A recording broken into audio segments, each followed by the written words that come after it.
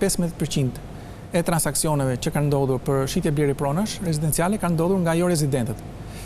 Në historike kjo ka qenë diku ke 20-25%.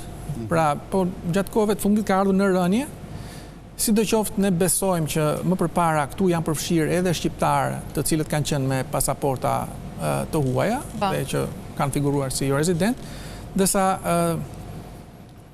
vitet e fundit kjo shifrë është bërë më realiste, pra për të huaj, dhe mendojmë që po ka interes nga të huajt për të blerë prona, veçanërisht nga sa kemi kuptuar dhe nga intervistat që kemi bërë nga prona në Bregdet.